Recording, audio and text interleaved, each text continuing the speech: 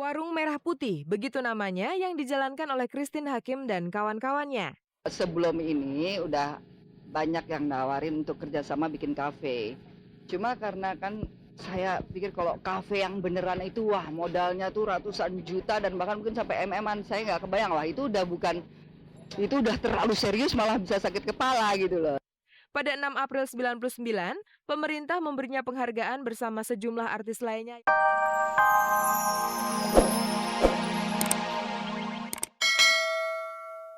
Pemirsa, saya mempunyai sebuah kabar yang menurut saya bagus. Tidak percaya? Simak saja yang ini. Setelah resmi bercerai dengan suaminya Dadang Indrajaya, penyanyi Iis Dahlia akan segera melangsungkan pernikahan dengan kekasihnya Satrio Dewandoro atau Andri. Tanggal pernikahan yang selama ini dirahasiakannya terungkap sudah. Kepada sejumlah media, perancang Aji Notonegoro yang ditugasi Iis untuk merancang pakaian pengantin Iis dan Andri mengatakan bahwa pakaian yang ia rancang khusus itu digunakan Iis pada tanggal 19 Mei nanti. Sebenarnya gue udah tahu tanggalnya pastinya gini, cuman Iip bilang gue berjanji sama Iis, Ji, lu jangan kasih tahu dulu ke wartawan gini-gini. Oh oke deh, jadi gue keep aja gitu. Sebenarnya sudah sejak lama Aji mendapat permintaan dari Iis untuk membuatkan pakaian pengantinnya. Dia sebenarnya sebelum dia datang ke tempat gue 3 bulan yang lalu tuh, 2 minggu sebelumnya atau 3 minggu mungkin, dia tuh udah nelpon gue. Ji, gue mau ke tempat lo. Ya udah, kapan? Ntar gue ngatur waktu dulu deh katanya. Tapi 3 bulan sebelumnya dia datang. Sebenarnya untuk 3 bulan sebelumnya dia waktu pesan kebaya sama gue itu sangat mepet banget waktunya. Gue cuma bilang tapi mungkin jadinya juga agak-agak mepet ya, gue bilang itu. Tapi yang pasti 2 hari sebelum acara udah kelar deh, gue bilang itu. Dalam merancang pakaian pengantin untuk Iis dan Andri, Aji mengaku tidak menemukan kesulitan. Aji hanya menyesuaikan warna dan bentuk baju sesuai dengan kepribadian Iis. Gue bilang kenapa gue pilihin juga warna biru, gue bilang itu. Karena gue rasa di acara nanti tuh banyak banget orang yang pakai warna merah, warna pink, warna gold, warna hitam gitu ya, warna putih. Jadi lu harus lain daripada yang lain. Orang nggak akan berpikir orang akan pakai warna biru, gue bilang gitu. Tidak ada permintaan khusus dari Iis soal desain pakaian pengantinnya. Iis hanya minta dibuatkan pakaian yang bisa membuatnya tampil cantik di hari bahagianya nanti. Jadi ya memang dan Iis juga dengan backgroundnya, dengan apanya yang dia ini kita nggak bisa terpengaruh dengan desain konsep yang gue buatkan pada Iis gitu loh. Iis tampilnya Iis seperti itu ya, Iis tampilnya seperti itu, dan gue akan menjadikan dia wanita yang tercantik pada malam itu gitu.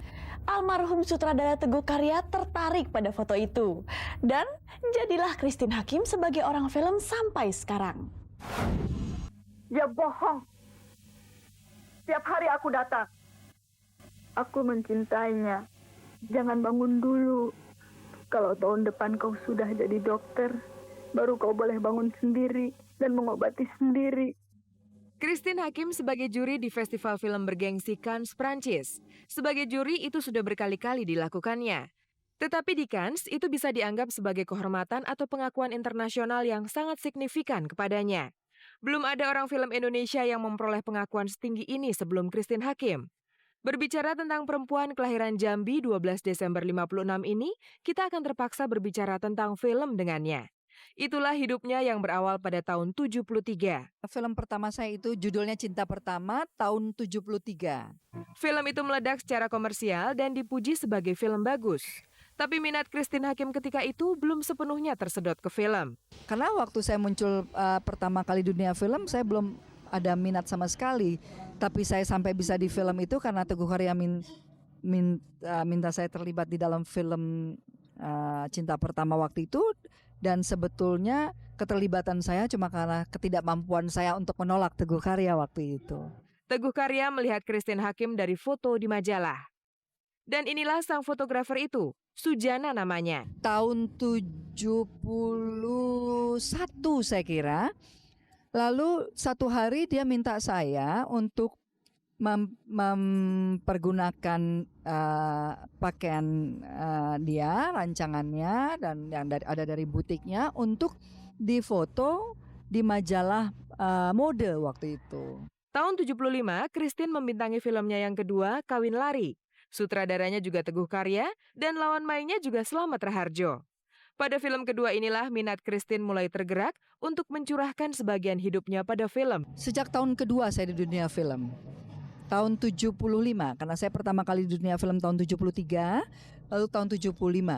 setelah Teguh Karya memberikan kepercayaan saya untuk bermain dalam film Kawin Lari, di mana situ saya harus bermain dengan karakter yang sangat sekali berbeda, juga tema cerita yang tidak pernah saya kenal gitu ya, kehidupannya gitu ya. Jadi itu membuat saya harus mendalami dan membuat research gitu ya. Dan ini yang akhirnya saya melihat memang film ini syarat dengan ilmu pengetahuan. Dari film, Christine banyak menimba pelajaran hidup.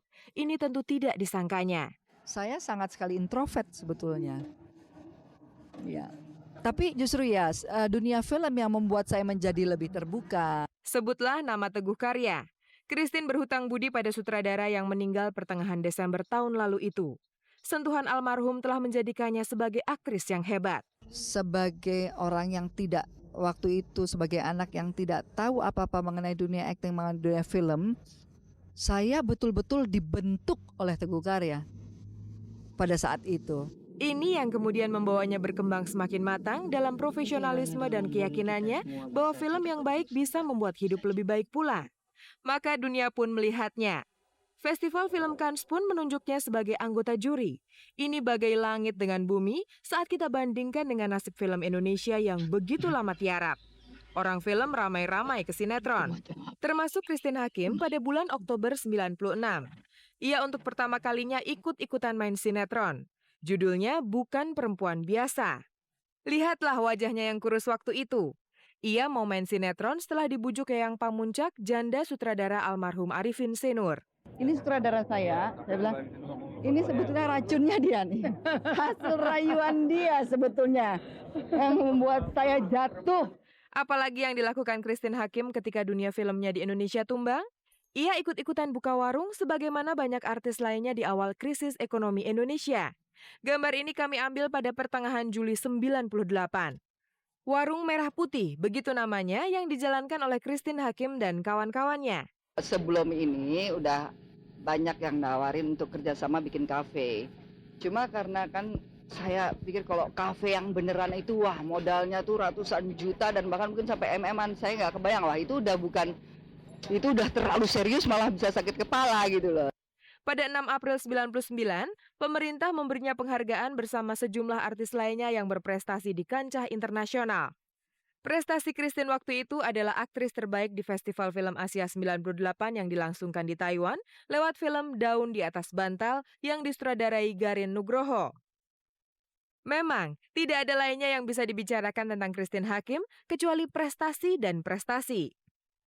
Perempuan yang menikah dengan Jeroen orang Belanda ini nyaris tidak punya kisah yang miring.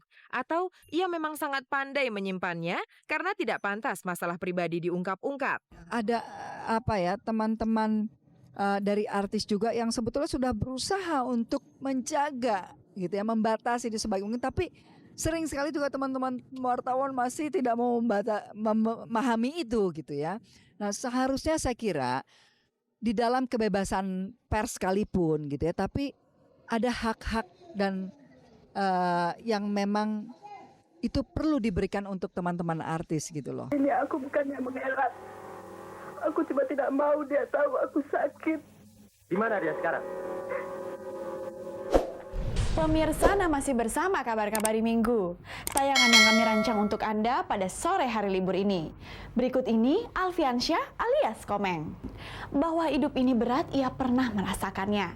Dan nasib baik memang tak tertebak datangnya ketika Komeng jadi orang terkenal. Buat Komeng, rejeki bukan datang dari nama bagus. Buktinya, rejeki baru datang justru setelah ia meninggalkan nama aslinya yang terdengar lebih manis.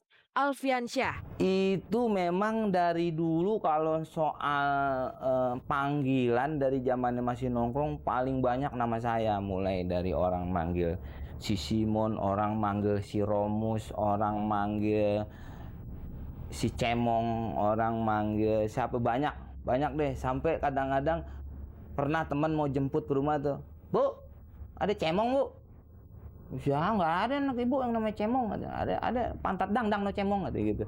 Pernah kayak gitu. Nah akhirnya sampai waktu akhirnya muncul nama Komeng waktu itu di Radio SK. "Mau kemana, Bu? Jalan, Bu. Mau ke pasar, Bu."